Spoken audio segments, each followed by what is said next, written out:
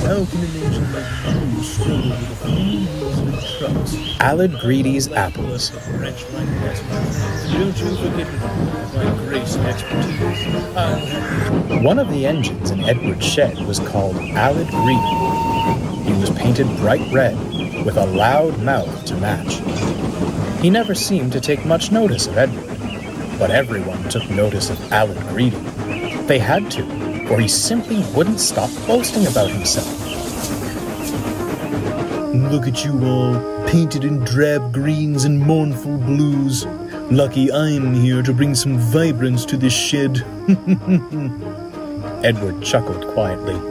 The others I'd like groaned to see you definitely. do my work without falling to pieces. Thank you. I'd say you're lucky I'm here. One morning, Aled Greedy felt very pleased with himself. He'd kept to time, and the passengers told him how splendid he looked. He arrived at the shed and found Gordon being ready for his afternoon train.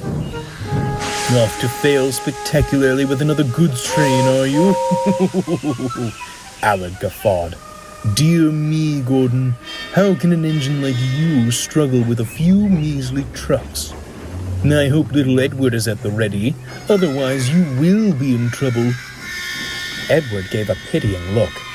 Gordon harumphed and hissed away. Real work. I'll show those engines a thing or two about real work. I rest my case. There's no need to tease him, said Edward. Oh, hush, Aled glared.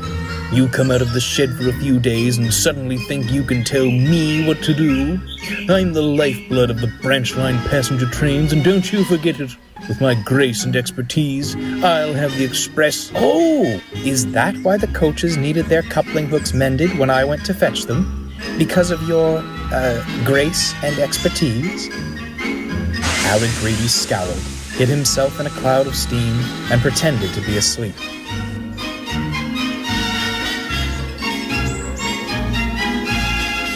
The next morning, Aled Greedy clunked into the station, still cross over Edward's remark.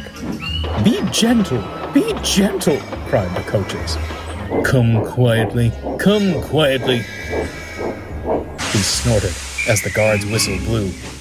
Silly little engine, he huffed. Now show him grace and expertise.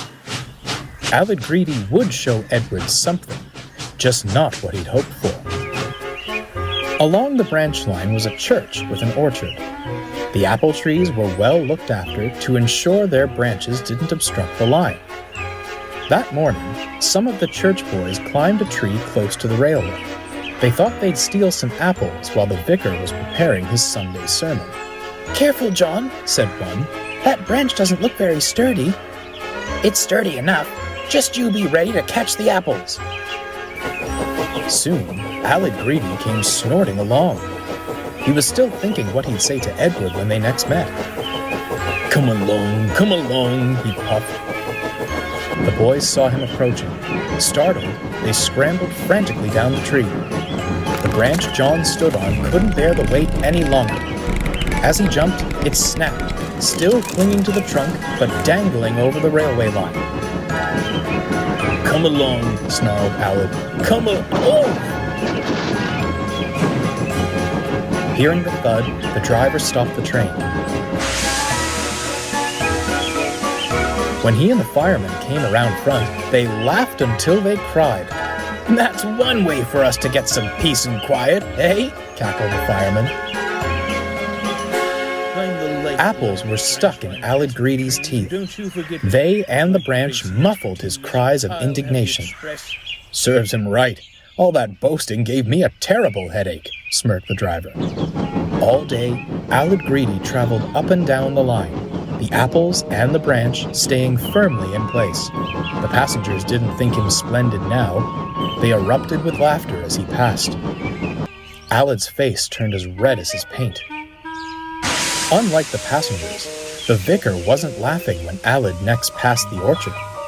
Give me back my apples, you thieving engine! Aled tried to apologize, but all that came out was muffled gibberish. When the fat director visited the shed that night, he wasn't laughing either. This wasn't your fault. I have spoken with the vicar about keeping his church boys in line. However, I do not approve of the ruckus you've been causing.